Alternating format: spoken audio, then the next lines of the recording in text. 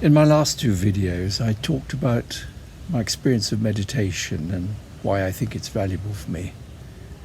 So I was talking about something I knew because it was my own experience. Now I'm going to talk about whether it's got a bigger value for humanity or for our evolution. So now I'm talking about things that I don't know anything about. I was interested in a comment that was made when I was talking to a PhD student who wrote to me and said, he's talked about my SSOTBME, my model of a fourfold scheme of science, religion, magic, art. And he says the first three have formed an evolutional thesis in anthropological, philosophical and sociological thought for a long time. How did you add art into that? Well, that was interesting to me because I know I have this sort of sense of evolving, but I haven't really come across anyone discussing it in depth. And so, of course, I suppose what I should do for this talk is to read up what those other people said, to be able to quote them and use that for backup.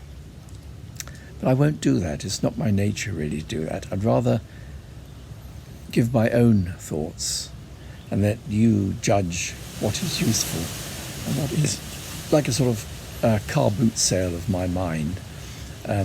So that's what I'm going to do. Now, it's not that I'd never heard anyone else suggesting an evolution of thought. I think that the sort of story which was going around in my childhood, and I think people still refer to in one or two popular books I read, is something like this, that there is this primitive way of thinking, which is magical thinking, which we associate with early humankind, early hominids. And then there's religion, which sort of evolved out of magic. But now, of course, there's science. And science actually can explain all these. And I've put art in brackets because apparently it's less often considered, though to me it's a very important part of this process. So how am I going to talk about evolving things if I wasn't there to watch it evolve? Now, when you talk about evolution, people tend to find parallels which are suggestive. So, for instance, if I was faced with someone who just couldn't conceive of how single-cell organisms could grow into multi-cell, could then grow into something like lizards and then mammals and then to a human being, what I would do is I'd show them a series of pictures of the evolving human fetus in the womb, starting from a single cell and then splitting and so on, becoming something looking a bit like fish-like and then a bit reptile-like, then a bit mammal-like, and eventually recognizable as the outline of a human baby. Now, of course, that doesn't prove evolution, but it gives you a sort of an illustration which helps one to understand how it might happen. And so I'll be using that sort of method, and I'm going to look at three streams. One is partly my own memory, but also seeing children thinking develop, what I see and how their thinking seems to develop and how it might develop in society. The other is I've spent a bit of time with hunter-gatherers, not a lot, but sort of imagining how the world might have evolved way back in the very earliest times of hominid existence. And the other is simply to use the sort of popular vision of the brain and its layers, starting with at the base the seat of feelings, the fight and flight, but also more subtle feelings than that. Important feeling, of course, being the sense of being aware, of being conscious, as opposed to the upper part of the brain, which is for processing reason and and sight and language and things like that. So,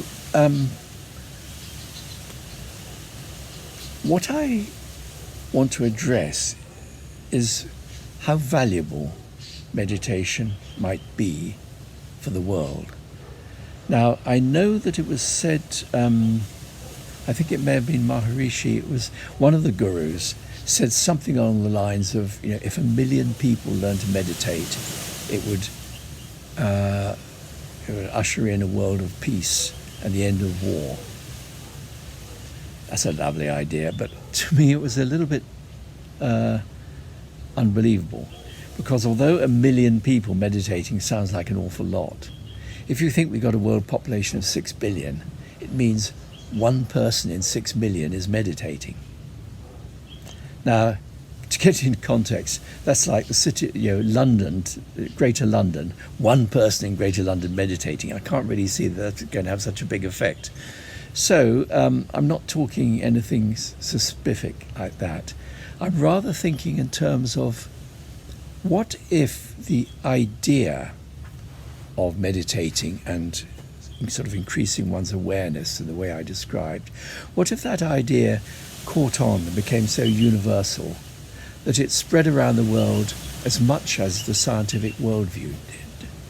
How might that affect the future of humanity? Sheer speculation, but it's interesting. And in particular, a more specific thing I wanted to answer a question for myself, and this is this. As I described in my observations on meditation, I described a sort of what I call contemplation, an increasing awareness, sort of tuning up the senses to become more aware of what's around. And also, not just the external senses, but internal. So one became more aware of everything that one experienced, more aware of experience.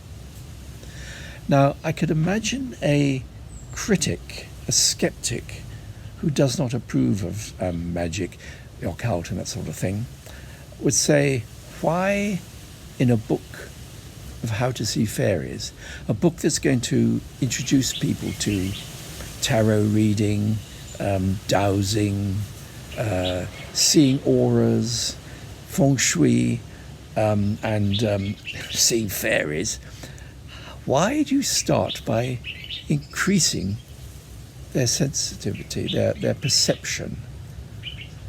Well, surely, if you're going to get people to accept all that mumbo-jumbo, surely you ought to be making them go into some sort of trance, having less awareness of reality. And I don't agree with that. And so that's one of the things I'm going to cover along the way.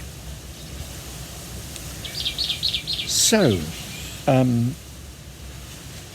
this scheme here sort of assumes that the start of it all was magical thinking. That that's what our most primitive ancestors did. And that doesn't really make sense to me. I would have thought that they would start with scientific practice, the scientific method. You see, what is the most fundamental survival need? It is a sense of certainty, an observation of things that repeat and will always happen, that you can depend upon. For instance, for very simple creatures, we could say that a lot of this is actually already wired into their DNA. It's instinct that certain things will happen. But let's take a bit more sophisticated. Let's think of a lizard. For all its instincts, I think that a young lizard needs to discover that something different happens when you step onto the flat surface of a lake than when you step onto the flat surface of a rock. Something reliable, different happens in those two cases. And so that basically he's a scientist at that point, because he is trying out things and finding what happens predictably. Now this is a very, I'll call it proto-science because it's so primitive, and very early on it starts to evolve. So for example, Pavlov's dogs were scientists. An individual dog recognizes that when a bell rings, food is going to come. And that happens again and again and again. Again, it becomes a simple hypothesis. But you see, already in dogs, science has evolved a whole new level of significance. And that is because dogs are pack animals. They have a social sense of the other animals. And so it's not only would they be aware that they are salivating at the sound of a bell ringing, they would also be aware that the other dogs are salivating at the sound of a bell ringing. In other words, this is the sort of laying the foundation for the idea of objective truth. It isn't just their subjective experience, it is recognized in the group. And in that sort of way, this very primitive proto-science I've mentioned begins to evolve. Now I'm going to go to my favourite example of the little baby who sitting on his high chair, and he pushes a spoon to the edge of the table and it drops down. And babies love that. They do it again and again and again, push things to the edge of the table and they drop down. And they're proto-scientists. They're discovering that whenever you push a spoon to the edge of the table, it'll fall straight down. Now they also observe rather more complex things, because another predictable thing is when it falls down to the floor, an entity called, they will later call Mother, comes and picks it up and puts it back. Now, so they found two predictable things, but one of them doesn't work very well, because Mother isn't quite as predictable as the spoon. Sometimes she's a bit slower. Sometimes she does other things like washing the spoon before putting it back. Sometimes she sort of is rather unhelpful. And that to me is when the baby makes a very remarkable leap of thinking. The baby thinks, what if there's only one me in the world and here it is, but what if there was another me inside that thing out there? And it begins to explain why she might behave that way. It gives not so much an explanation as an understanding. Because if there's a me inside Mother, sometimes I'm bored, I'm frustrated, I'm not very helpful.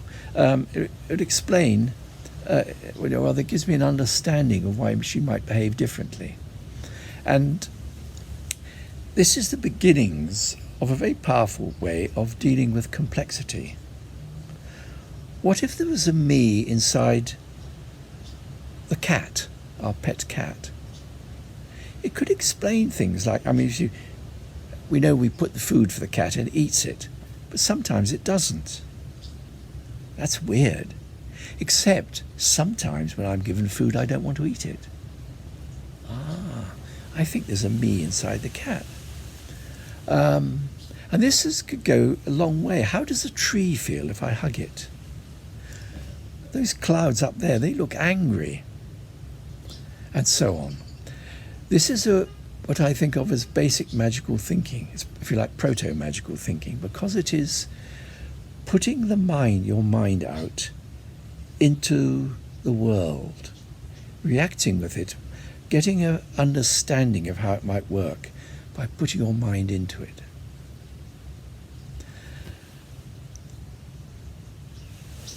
Now, I say that is a very wonderful thing, but the sort of people who would put that right at the bottom of the tree of thinking are very scornful about it. And so I'm going to take an example of magical thinking, which they would like, because it's really the worst possible example of magical thinking. and that is the compulsive gambler.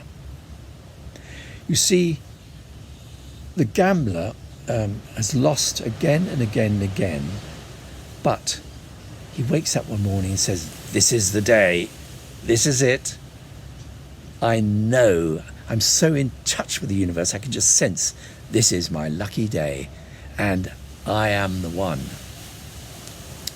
And he goes out, and of course, he's going to lose. Now, that is laughable. How could that have survival value? Well, think what the baby is learning. The baby realizes that this connection with the world is very interesting. It gives you an understanding. You see, the baby has a feeling inside which later he will give it a name, like joy. This feeling seems to have an effect on the physical body. It causes a stretching. It changes its face shape. And the remarkable thing that feeling seems to spread out to the world, because when that happens, things around him pat him on the head and say, "Oh, he's a pretty boy, isn't he?" and things like that, you see. It actually seems to spread out into the world.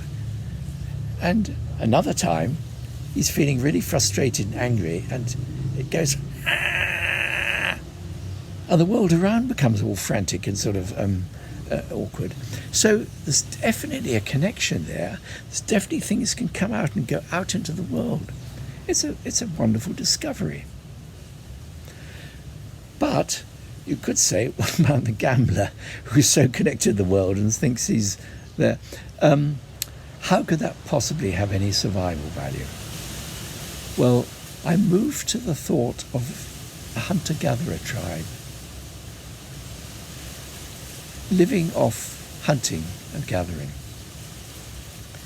Now, they have science, they've got their scientific views, which have evolved a bit. And one of the scientific bits of knowledge, one of the scientific hypotheses, is that a man cannot kill an antelope. It's because an antelope is bigger, stronger, and faster than a man.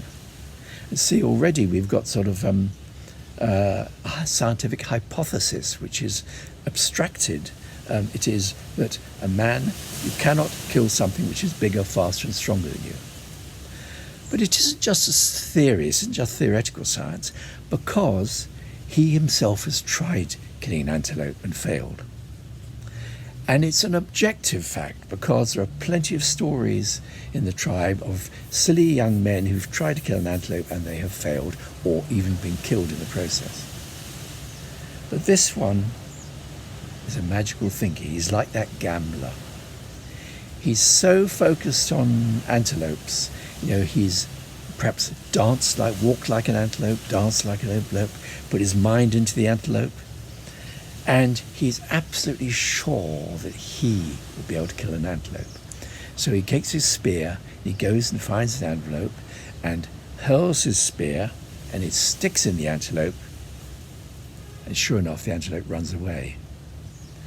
But, like that gambler, he's so passionate about his project that he starts to run after it, following the footsteps in the sand, and maybe the odd splash of blood that's being dropped. Now, it is true that human beings, although they're slower and weaker than most animals, they do have a remarkable ability to run long distances as marathon runners, because they sweat, and so their bodies don't overheat. And so he's prepared to run all day. And eventually he catches up with the antelope, collapsing in exhaustion, takes the spear and kills it.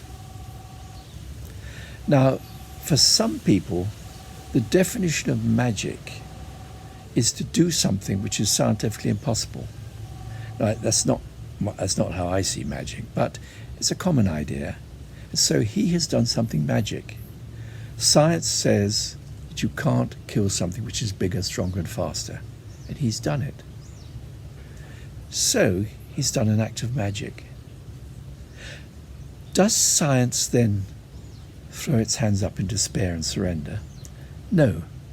Science evolves further, because there is now a new scientific law, which is that the only way to kill an antelope is to wound it and then chase it to exhaustion.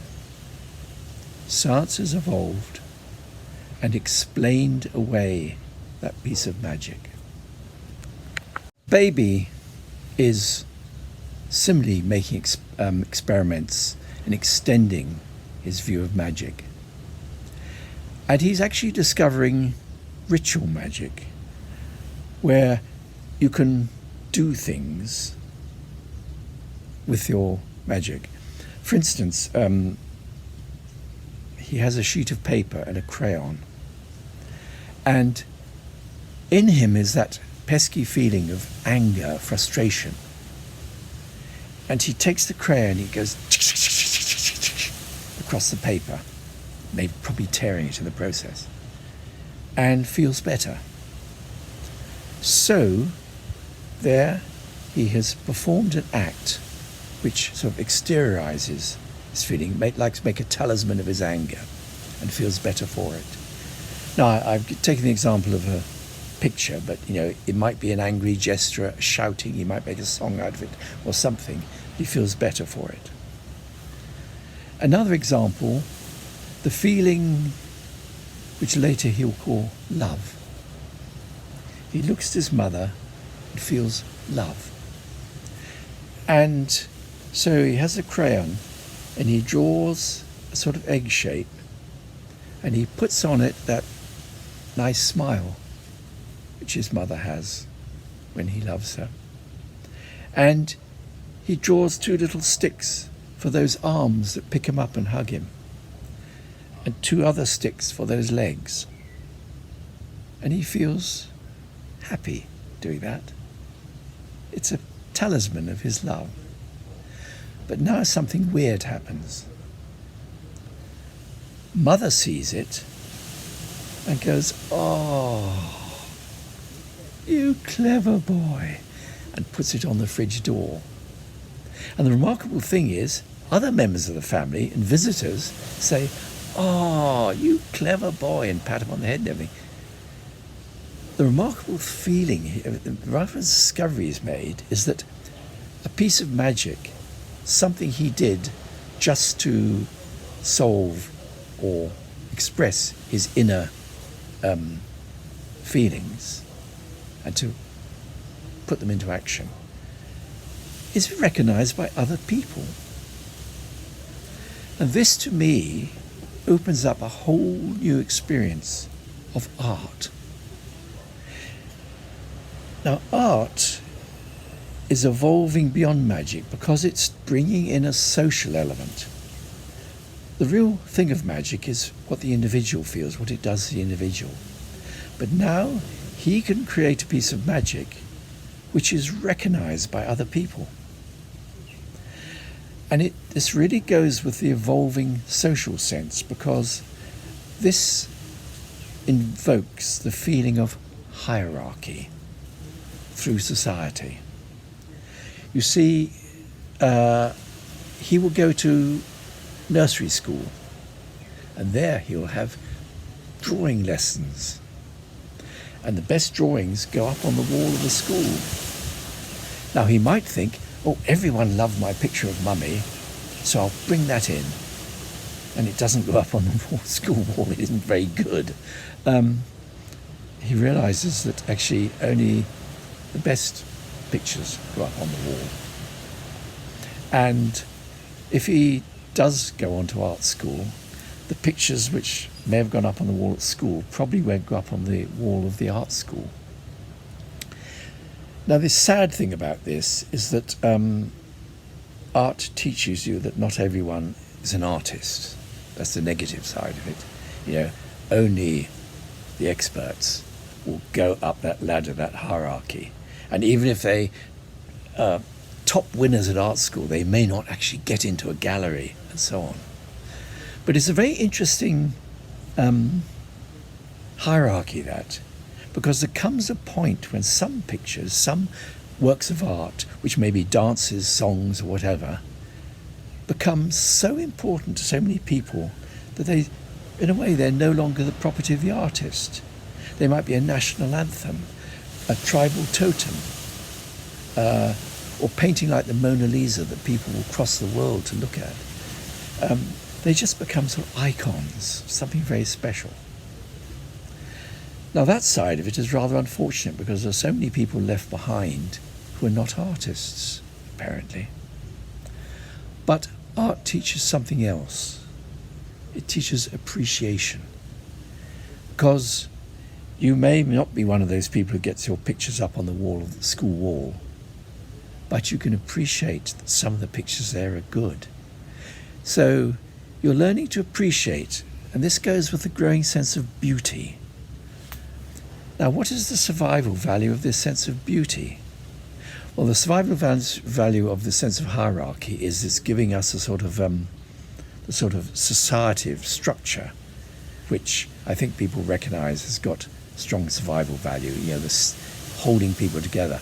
But the thing of beauty has also got survival value because it. Well, Darwin suggested that there isn't just natural selection. There's also sexual selection. Very obvious in the world of birds, where beauty is another thing which improves survival. So that something like a peacock's tail, which from the point of view of natural selection is a bit of a disaster, actually it evolves that way because it offers a survival value of being more attractive, more beautiful. And so human love is very, very powerful. The sexual attraction. You know, people will cross continents, go across gorges, march through icy wastes to meet the one they love. And humanity is a very sexual being, whereas most creatures have a sort of a season when they're on heat. People can mate all through the year. They're so entranced by that vision of beauty. So artistic thinking is another thing that's contributed to our evolution and to our survival value. But that thing of the hierarchy poses a bit of a problem because who is at the top of that chain? Now, I think in a tribe, it'll become the chief. And I think now we're probably talking beyond the hunter-gatherer. We're getting into the agriculturalist phase, where people begin to form bigger societies and you get more specialization. So, fairly obviously, the chief is the top of the hierarchy, the one with the final word. But the problem is with travel is that you realize there are other chiefs around. And so who's the chief of those chiefs? And it's this sort of speculation that leads to warfare, amongst other things probably. But and there's another problem, is that the chief in charge of everything can die and be replaced by another chief, which raises a dilemma as who would be the chief of all chiefs? Who's the king of kings? And it dawns on people that the king of kings would have to be immortal, really. And as he's never been seen, it must be immortal and invisible. Here's the idea that there must be a God, something behind it all, which really is the king of kings. And this opens up the whole field of abstract speculation, which I associate with, I think it's associated with the parts of the brain which are most purely human. You see, if you have your God says, "Thou shalt not kill," but as hunter-gatherers you've been killing for food all your life, killing plants, killing animals, So, what does it mean, thou shalt not kill? It must mean, thou shalt not kill human beings. Ah, that's okay. You've worked out a sort of solution, an explanation. But then, another tribe worships a god which says you should kill heretics.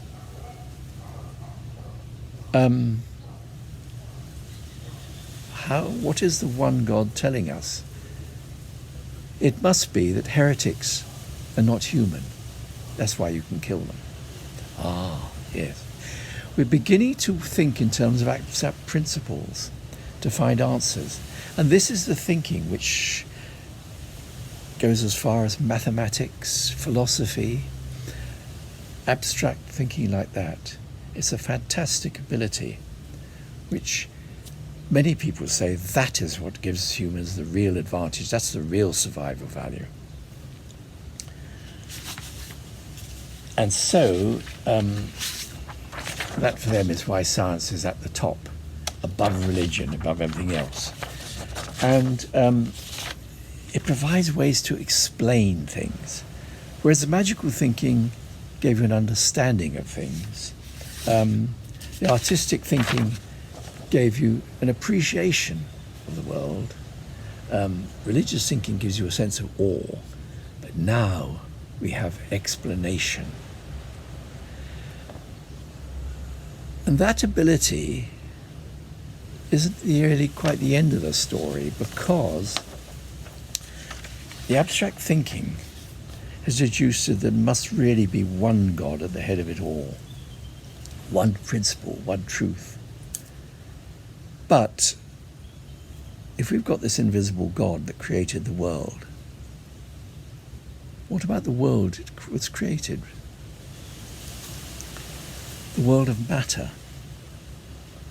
Now, if matter created itself, that really would be the ultimate God. Material, matter, of course, the word is connate with mother, is one nature that creates itself and abides by its own rules. That's fantastic explanation of the world. Now, if that links up with proto-science, that search for certainty, you now have a God that you can converse with. It was always specialist priests that conversed with God. Now the priests are called scientists. They can actually do things to matter to answer the questions about how it works. So you have this thing which we would call modern science, as opposed to all the proto-sciences along the way. Modern science can explain things. And to me, the negative thing of that is it can explain them away. So all these wonderful ways we have evolved to address the universe, they can all be explained away. Oh, that is a sort of aberration of the human mind because it gave us survival value. And that is another aberration of the human growing mind. It gave us survival value. But now, this is why we really survive, because of our thinking, our science. Now that is a good explaining away, but it doesn't quite work for me. Because why, if evolution began with proto-science and testing and finding truth by testing, why did it then evolve three fallacious ways of looking at the world before getting back to that? Does it really make sense to sort of, if you've got this wonderful, superb scientific basis, to then have the delusion of magical thinking, the delusion of beauty, the delusion of religion and God and all that? Why not just stick with the thing that's the truth that works?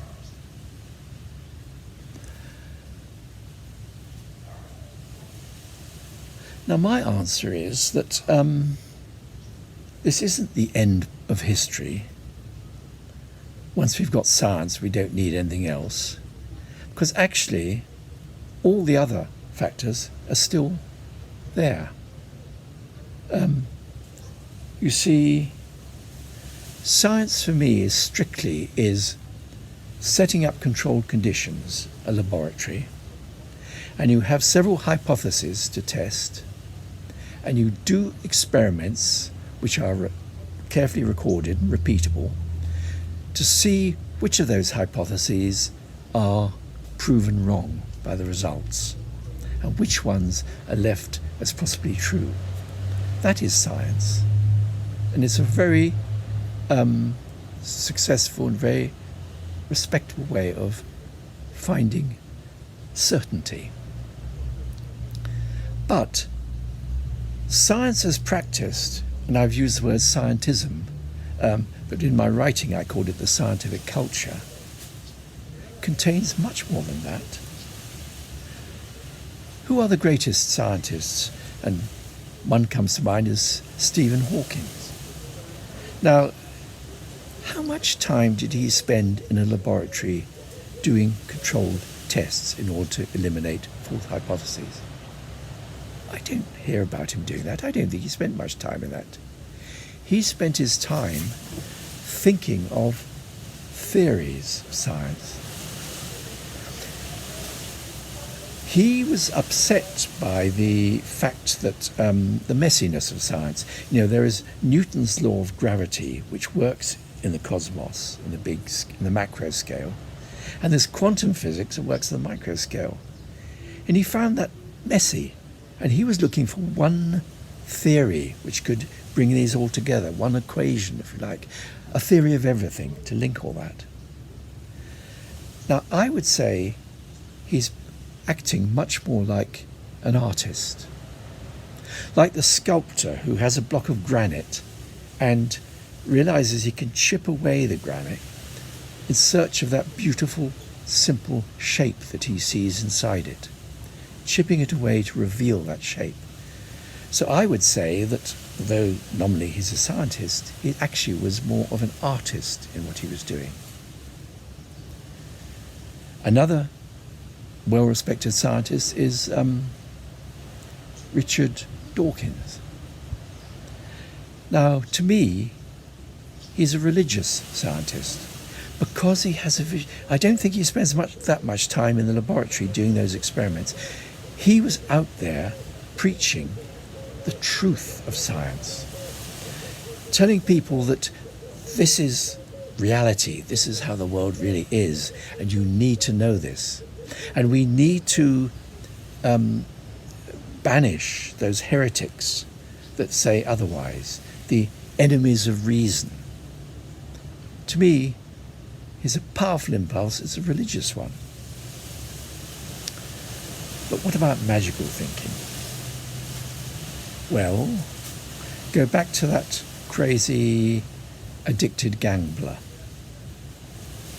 Why is it that someone who's just completed a degree in biology, who now could get a job in a pharmaceutical firm for a lot of money, could get married, could do all sorts of things, why does that person go to spend a year on a lonely little island doing nothing but observing the behavior of a little moth? Very obscure little moth. You see, science can be incredibly boring. Why would someone do that? And the answer is, like the gambler, they have a sense there's something out there to be discovered. And they are the people who could do that with their training. It's the passion of the gambler. And there's the prize that they see before them. It could lead to a paper being published in a journal and them getting a PhD. There's even the great jackpot of one day this might lead to a Nobel Prize.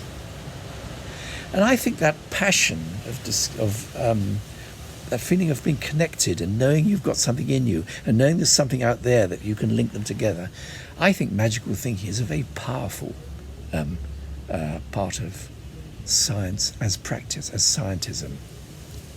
Why would people spend so long in CERN, underground, looking at boring little pictures of particles which die after a fraction of a second, Well, I think they're driven by a passion.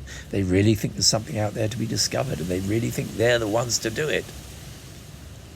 So, in my mind, it's not a question of now there's science and all those other things, we can drop them. But actually, what we now call science, modern science, is powerful because it uses all the faculties that we've inherited over the years. The understanding of magical thinking, the appreciation of artistic thinking, the awe that is religious thinking provides, all that goes into this explaining and this search for certainty. And it's unfortunate that it's too often used for explaining away rather than really increasing our understanding. I used to be very annoyed. So one of the arguments why people say, well, science is the end point is, well, look what it's achieved. What has magic done? What's art done? What's religion done for the world? Look at what science has done in the last 2 centuries. Electricity. I used to be very irritated as a child because all the books called, in those days, The Wonders of Science, that sort of book, children's books, they always showed an aeroplane on the cover. But I knew that flight was discovered by the Wright brothers, who were bicycle makers.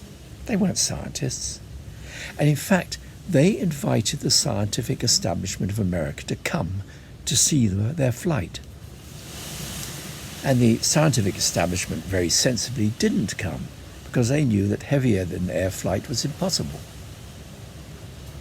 And the Wright brothers flew. But now it's put down as a triumph of science. Well, this interested me at a later stage because I worked for an aircraft company, for Hawker City Aviation, which became British Aerospace. Now, there was a lot of science there. I was working on devising computer models for stressing aircraft. A great deal of science. But you see, the stories that were told of the great aircraft creators, Handley Page, de Havilland, all these people, showed their passion to make the fastest aircraft the best aircraft. And sometimes they really did quite irrational things. There were good stories told about them. What was I doing then with all this science? I wasn't making the aeroplane fly, I was stopping it from crashing. And that to me was a beautiful example of the relationship of science and magic. You see, it's magic that makes airplanes fly, but we need science to stop them crashing. And that really is why science is so important. We should listen to the scientists because science, great skill is to stop things happening. If we don't want global warming, we should listen to the scientists. If we don't want to die of coronavirus, we should listen to the scientists. That is what scientists are so powerful about. Forget all this thing about airplanes and this, that, and the other, and that sort of thing. That's what scientism does. That is what the whole culture produces.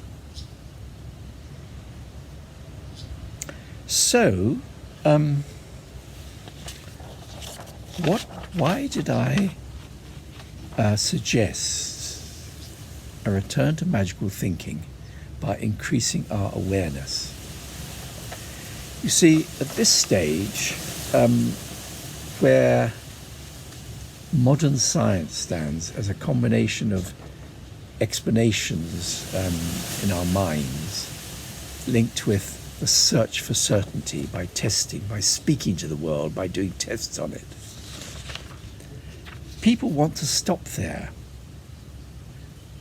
If you suggest magical thinking, they say, no, that's sliding back into the past, into a primitive, uncertain thing.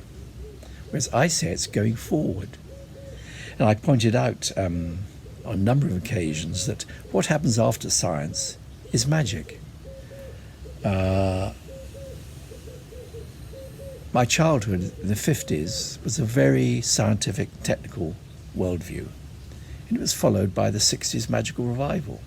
The same thing happened in Victorian times. Science was the hot topic in the times of Darwin and the discovery of electricity and things like that.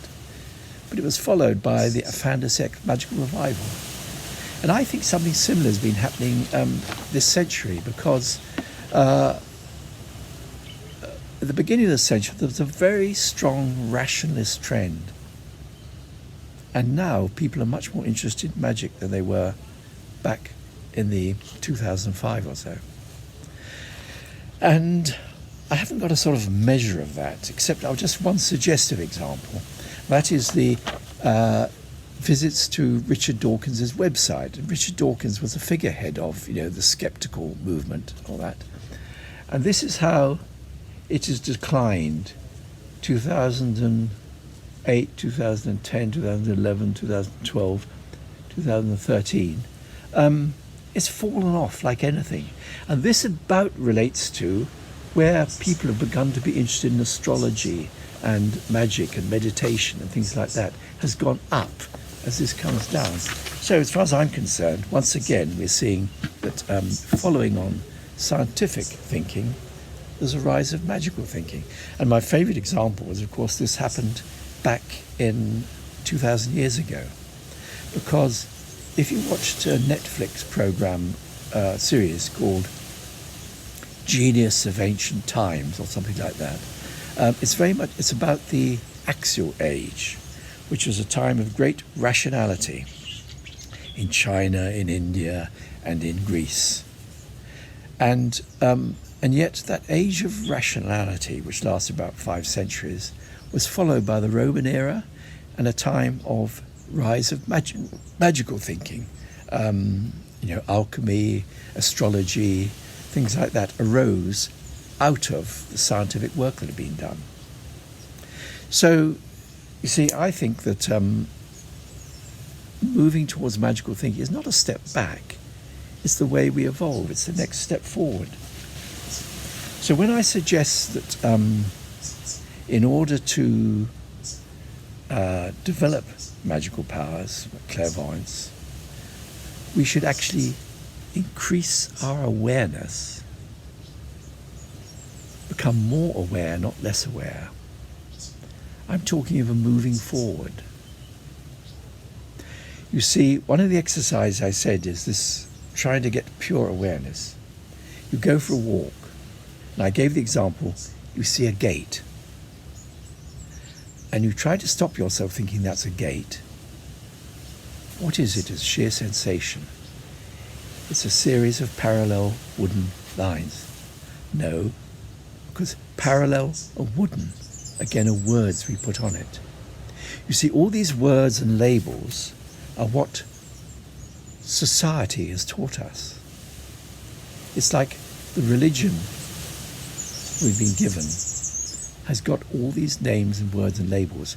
Can we get back beyond those labels to sheer perception, the way a baby would see the world before it knows to put those labels on things?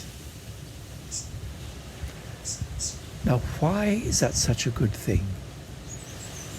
I don't think good is appropriate. Why is that such an interesting thing? Because it can get us beyond the religion we've been given. Get beyond what society has given us to what the individual can experience. Because the problem with the idea, for me, that we've gone through 3 silly delusions and now we know the truth, is that how do we know that science isn't just another of those funny ways of looking at the world that is given to us because of its survival value? How might it be that our concept of reality is actually just something designed to help us survive? What might be different? Now, I can only offer something suggestive. If I showed you a ball and then I dropped it into my hands so you couldn't see it, but I could feel it was there, and then I opened my hand and it is gone, you would go, wow, that's magic. And then, of course, you would explain away it's a conjuring trick.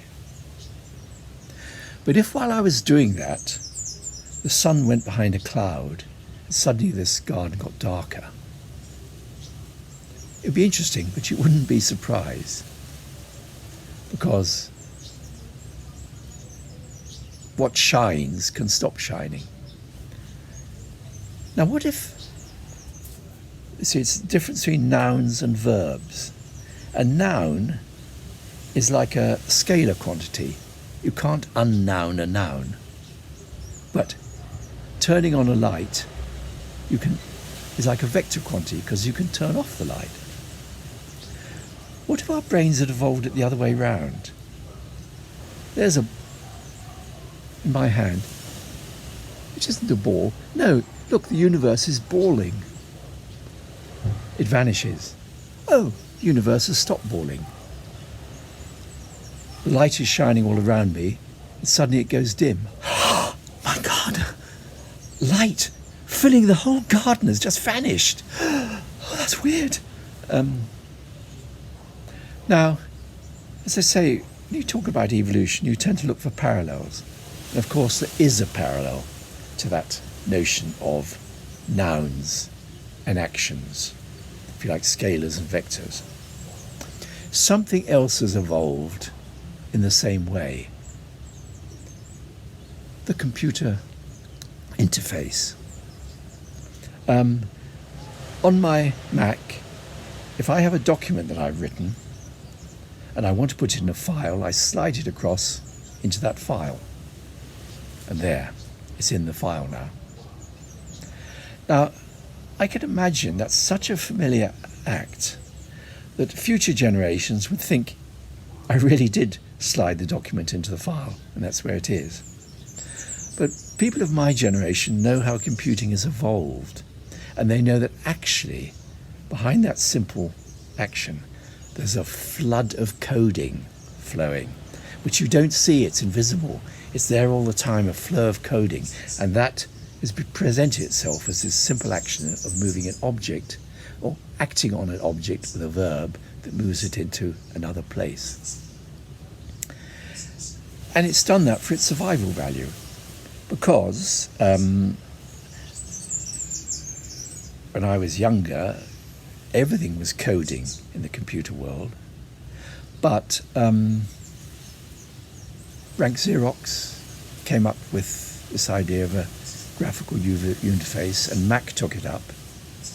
A window was actually built on top of MS-DOS, which was one of those things you had to put in instructions, because Microsoft realized that the way things were going, and for the survival of their system, they had to add a Windows interface where you can slide things into places, act on it. So the computer has evolved the same we have. Now, that's not a miraculous thing, because, of course, the reason it evolved like that, pretty certain, was because it evolved in the environment of human utility, and therefore it evolved to think like us. But it does sort of raise the question of whether we are seeing truth, or whether there might be a flood of something else like the coding behind it, which has just been offered to us in this simplified form of objects and actions. What could be that flood equivalent of the coding? Well, there is one model of the universe which I've suggested, is that it might be a virtual universe, in which case, it is coding behind everything that happens. That's the reality, and we're just seeing, as it were, something on the screen which is given to us. But I want to open this up a bit. That wonderful website, Weird Studies, introduced me to a program called Helia, which you can see on, if you search on YouTube, you can find the series Hellier. It ran to more than one series actually, about people going on a quest, a sort of a magical quest in search of mysterious things. Now, my inner skeptic was very scornful when it first saw that. Now, every magician should have an inner skeptic. It's very important, but not to put it in the driving seat. In fact, I must almost say the definition of a magician is someone who doesn't put the inner skeptic into the driving seat. But that's a bit facile. My inner skeptic looked at some of those programs and said, what a load of rubbish. I mean, in one program, the big thing, the big excitement was a guy who had gone into a sort of trance, and had a vision, and they sort of ask questions and he says things and all that, had mentioned a tin can. And then later they go into this tunnel and it's all very creepy. What do they find? A tin can. I mean, is there any old deserted mine shaft or tunnel in the world that doesn't have a few tin cans and broken bottles kicking around? Honestly. That's what my inner skeptic says. But that version has missed out something. Missed out what you might say is a small detail. They found it very significant and meaningful. But it wasn't a small detail, because actually they found it hugely significant and meaningful. The tin can and the mine was really nothing. This was what was so impressive. It's like there we are talking about tin cans and mines when there's a great big elephant in the room. A sense of meaning. Oh, it's just an elephant, don't bother about that. What if meaningfulness is like that flood of coding in the background? Perhaps our whole our whole existence is made up of meaningfulness, a flow of meaningfulness. And just our minds have evolved to break that down into simple verbs and objects for survival value. You see, when you fall asleep and dream, you're in a world which is much more fluid, and strange meanings are attached to things. In fact, you can, interpret dreams. If you take a psychedelic drug, the world becomes rich with meaning and flow and things like that. Now, is it the drug has added something which is crazy, or is it the drug has actually reduced that process of washing out meaning and replacing it with objects and actions? Maybe the drug is like banishing the graphical user interface and showing us the flood of data behind it, the flood of coding which is pouring down all the time. Well, so I gave this example of the importance, the survival value of this illusion, if it is an illusion. I said, imagine you're in a car in a safari park, and you stop the car and you get out and you look around, and there out of a bush steps a tiger. Now you see, if you were on a psychedelic drug, you might step out into this wonderland of meaning and significance, nature all around you, and you might be aware of behind you there is mother, the womb, safety, and in front of you there appears a weird stripy sense of danger, and you might on a psychedelic go, wow, isn't this cool, I'm digging this experience, and you get eaten by the tiger. On the other hand, all we see is in front of us, tiger, danger. Behind us, car, safety. Zoom into the car and we're saved. You can see the survival value of getting rid of that, of sticking to that graphical interface and not getting mashed up in all the coding behind it. But what a wonderful thing to explore. And so, if I'm suggesting that we should not see a gate, but to see an experience, not to label things with the words which our society and our religion has given us, but try to get back to a pure experience. It's a very difficult thing because all those words and theories are now deeply embedded in our culture. But what an interesting thing to do. To find in the world, to get back to that flow of feeling, to go from certainty into that sense of identification with the world that might actually lead to new understandings. It might, taken further, lead to a new sense of appreciation of all around us, a new sense of awe. And out of that, eventually, it might arise a whole new level of explanation in the distant future, a new, even higher form of science, even more evolved. All that might happen, or it might not happen. But what an adventure to try it.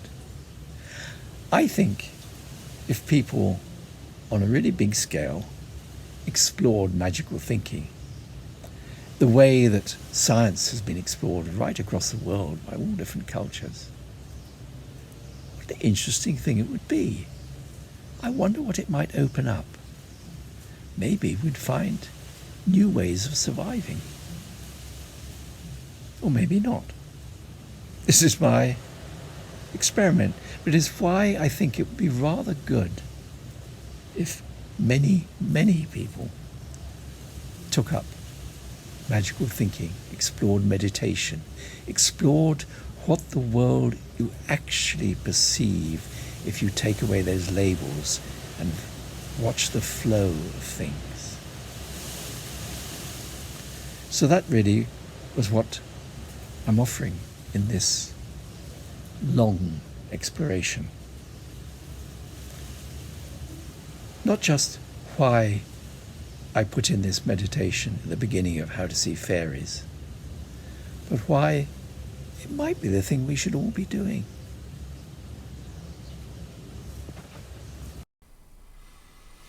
I hoped I'd finished there, but I realised I had to edit a little bit because the telephone rang in the middle.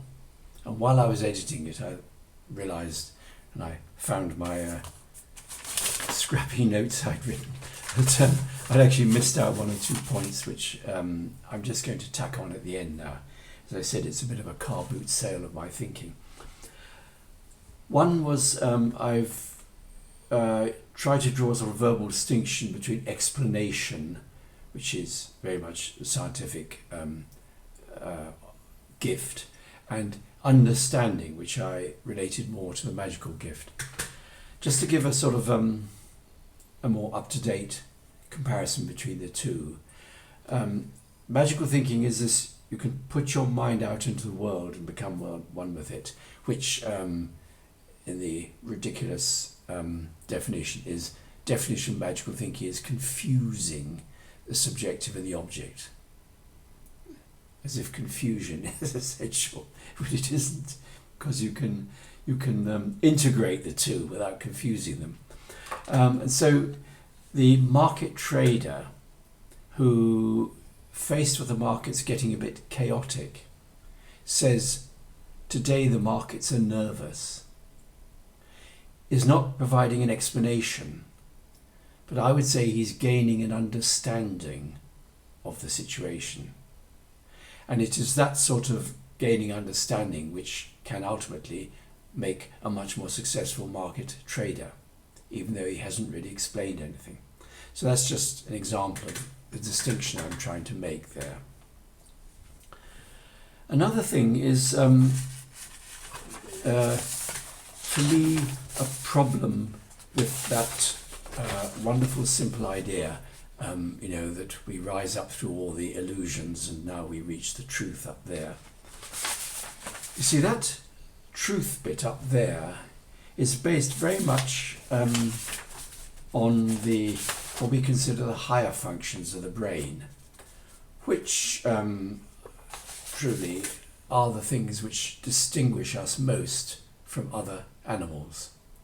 The abstract reasoning, the perception, our sight and our language and things like that.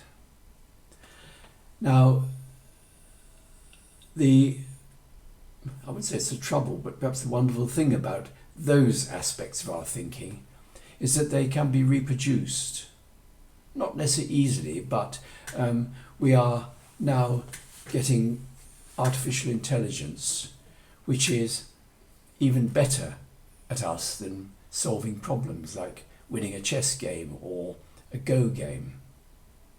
And it's actually creating their own strategies to do that, which is the thing that humans are very good at.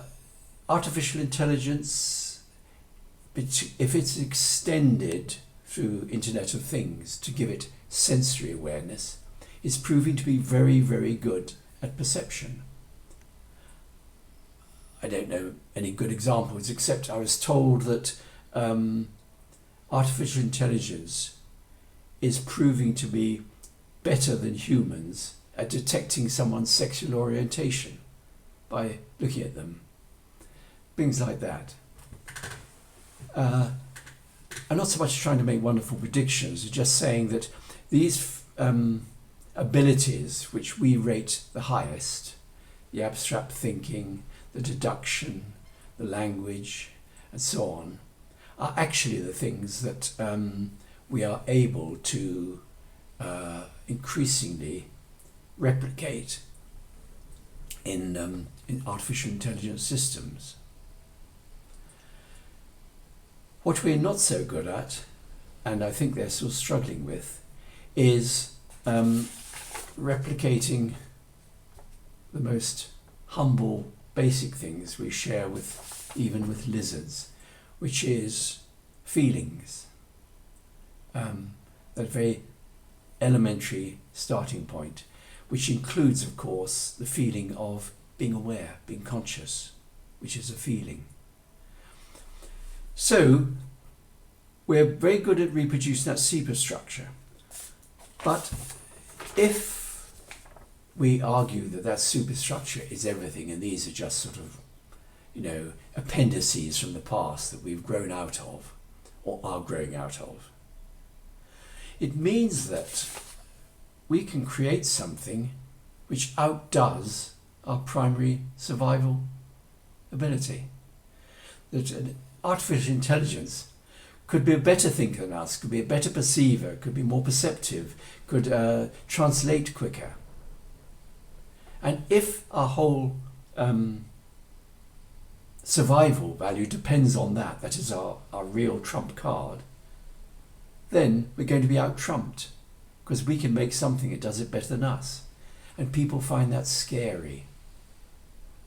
Scary, the thought of an artificial intelligence that could be so beyond our ability that it could decide to get rid of us. Now, if on the other hand, we do recognize that there are three very important other survival mechanisms that have supported us throughout our evolution, and that they're still active and still helpful, then artificial intelligence has only got one of our four survival mechanisms. We've still got three others to keep us going. And that is actually quite an encouraging thought. I don't know quite where it takes us, but it is perhaps another angle on it which is worth considering. And the other point I missed out, or I may not have emphasized enough, is that this need for certainty, which lies at the root of scientific method of testing, the scientific method, is the need for certainty is based right down at that reptilian level. And that's the level of emotions, in particular flight or fight is ascribed to that level of our brain. And so the scientific method is very close to the part that wants to fight or flight. And you do see that in the behaviour and the arguments of skeptics. People can be really terrified of the experience of magic, something that breaks that sense of certainty, and can react in a very knee-jerk way to it. You know, the Catholic who experiences something witchy will banish it with the sign of the cross. And I think that skeptics will fight like anything to explain away anything that is surprising and magical. And as well as fight, they will flight, they will refuse to see it. Or else it would do their equivalent banning ritual, which is a fourfold one, which is coincidence, and then it's gone. It's just a coincidence. So to realise that the for skeptics, it really is alarming to have to experience something which breaks those rules of certainty. And to me, that helps to explain the very knee-jerk reactions we experience from people who otherwise seem to be very rational and thoughtful and open-minded. So, I've added those little extra bits, and there are probably lots of other bits I've forgotten to say, but I'm getting a bit tired of this. So, the end.